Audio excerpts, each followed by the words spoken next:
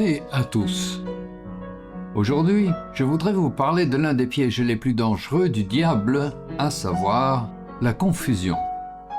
Confondre, c'est mélanger, de manière à ce que les choses ne puissent plus être distinguées. Dieu nous met en garde dans 1 Pierre 5, verset 8. « Soyez sobres, soyez vigilants, car votre adversaire, le diable, rôde comme un lion rugissant, cherchant qui il dévorera. » Quelque chose s'est insinué dans nos vies que nous n'aurions jamais pu imaginer il y a quelques années. Cela a envahi nos vies à notre insu et s'est infiltré dans tous les domaines. Elle a été accueillie comme un outil fantastique par la majorité d'entre nous et est désormais utilisée sans discernement. Des images sont apparues sur les réseaux sociaux, si belles que nous ne pouvons distinguer si elles sont réelles ou non. Nous pouvons lire de merveilleux ouvrages sur n'importe quel sujet, mais il n'est pas possible de discerner si les informations sont réelles ou non. Vous l'avez peut-être deviné, je parle de l'intelligence artificielle qui a pris contrôle de nos travaux, de nos pensées et de nos vies. Elle a semé la confusion, nous amenant à croire n'importe quoi ou à douter de tout. Dieu n'a pas créé l'intelligence artificielle, il a créé l'intelligence à travers de la création du cerveau humain. La Bible nous dit que Dieu a créé l'homme à son image. Dieu a utilisé sa propre intelligence pour créer l'homme et la femme. Il a également créé le monde avec tout ce qu'il contient. Les plantes, la mer, la terre, l'herbe, le ciel, les nuages, les oiseaux dans le ciel, les animaux, les poissons dans la mer. Il a tout créé, absolument tout. Et quand on les observe attentivement, on se rend compte que chacun d'entre eux est une merveille d'intelligence, de détail et de finesse. Je suis absolument convaincu que lorsque Dieu a créé la lumière, il a planifié soigneusement chaque détail de cette lumière.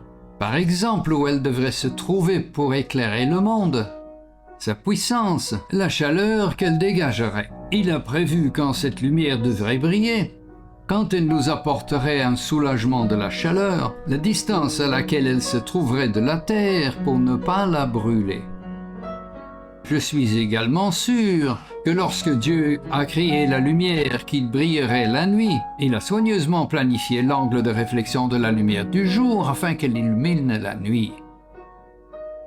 Il n'y a pas une seule création dont Dieu n'ait conçu les détails. Chaque création, qu'il s'agisse d'un animal ou d'un végétal, a été soigneusement élaborée par Dieu dans tous ses merveilleux détails. Il a créé l'homme à son image, ce qui signifie que nous ressemblons à Dieu en apparence. Nous avons donc également le même type d'intelligence créative qu'il a mise en nous. Comment le corps et l'esprit ont-ils été créés avec des détails aussi merveilleux, avec toutes leurs veines, leurs muscles, leurs structures, tout fonctionnant ensemble sous le commandement du cerveau, est une perfection technologique. Dieu a donné à l'homme la capacité de créer, parce que nous appartenons à un système créatif qui trouve son origine en Dieu lui-même. C'est ainsi que l'homme parvient à inventer et à découvrir les choses de la nature. L'un des premiers exemples de cela est le feu.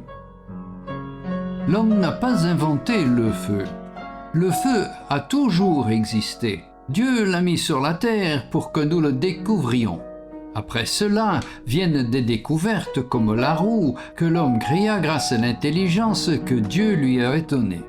Cela lui a permis de déplacer des objets sans trop d'efforts. Ce sont là des exemples de la manière dont l'intelligence que Dieu a mise dans le cerveau de l'homme est utilisée pour progresser dans la vie. D'autres choses créées par l'homme n'étaient pas aussi bonnes et avaient pour le but la destruction. La bombe atomique en est un exemple typique.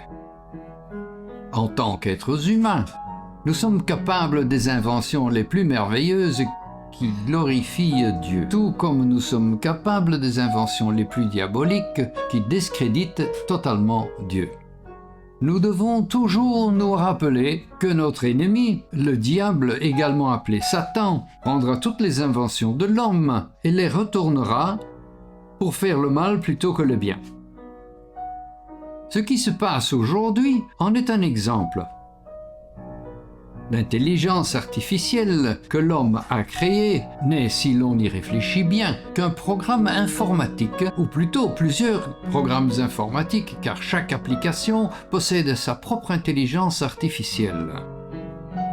L'intelligence artificielle dans le domaine médical peut certainement sauver des vies, pratiquer des opérations chirurgicales pour guérir. D'un autre côté, nous pouvons poser absolument n'importe quelle question au web et nous recevrons une réponse créée par l'intelligence artificielle.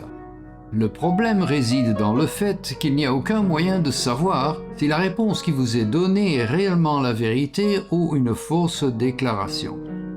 Il est aujourd'hui si facile d'obtenir des résultats aux examens, aux entretiens d'embauche, en créant un curriculum vitae grâce à l'intelligence artificielle qui vous place au premier plan pour obtenir le poste.